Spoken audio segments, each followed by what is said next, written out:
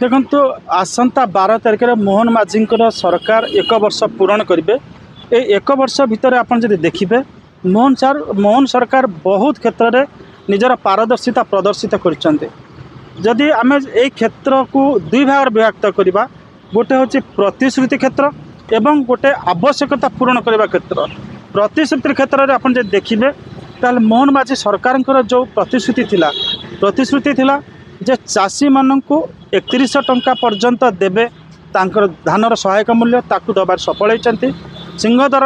माने 4 द्वार खोलिए ताकू सफल होती। रत्नभंडार खोलिक गणति कार्य ता चालू रही एवं चतुर्थ आपंकर चिटफंड क्षतिग्रस्त मानक पैसा देवे से व्यवस्था सरकार आरंभ कर आउ जहाँ कि माने तालिका मिलूना ताकू बर्तमान खोजा प्रयास आरंभ कर जो क्षेत्र बर्तमान अपूर्ण रही जाइए कार्य करना प्रतिश्रुति सेटा हूँ चिटफंड स्काम मिनराल लुट होती से अभियुक्त मानक काठगड़ा को टाणवा जेल हाजत को पठाइवाई प्रधानमंत्री जो उच्च स्तर कहते होम मिनिस्टर जो उच्च स्तर कहते बीजेपी तुंग नेता मैंने जो उच्च स्तर कहते ताहा एपर्यंत पूरण हो पारना एवं गोटे सरकार जिते भल काम करू दुर्नीति उपर जदि गोटे बेसालिस एक्शन न निए ताकू लोक मैंने निरखिक परखी था एवं जितेबाला समय आसे से ठिकणा जवाब दे था। मोहन माझी सरकार माने निश्चित भाव अनुभव करते गोटे सरकार जिते भल काम करू दुर्नीति उपर जदि कड़ा एक्शन न निए ताहले सेठी लोक मानकर विश्वास जति पाइबा कथा पाई न थाए। तो आसंता दिन मानक लोक मैंने मोहन माझी सरकार यहाँ आशा करेंगे एवं जितेबाला आम सरकार मूल्यांकन करुचु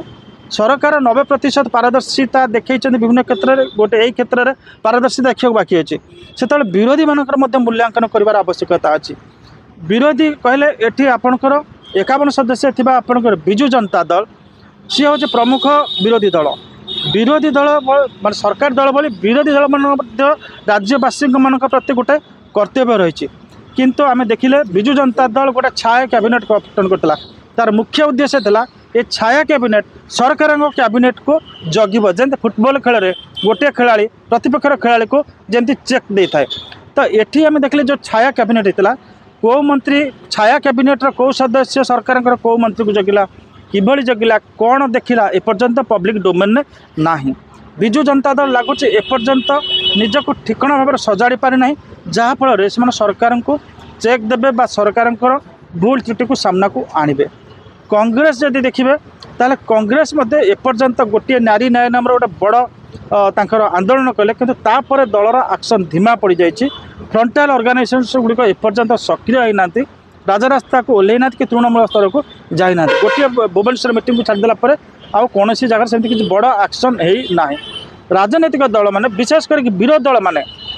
जितेबाला ठिकणा भाव में सरकार को चेक दियंती सेतबेले से लोक मानकर विश्वासभाजन हुए और सरकारी दल को परवर्ती निर्वाचन में लोक मैंने विरोधी आसन को पठेक विरोधी को सरकार आसन आनी था। तो बर्तमान गोटे कथा कहबा जे सरकारी दल को दुर्नीति विरुद्ध में गोटे बेसालिस एक्शन देखा पड़ो एवं विरोधी दल माने सरकारी दलर दुर्बलता को जदि ठिकणा भाव सामना को आनीपारे ताले ये गणतंत्र सुस्थ रहा सहित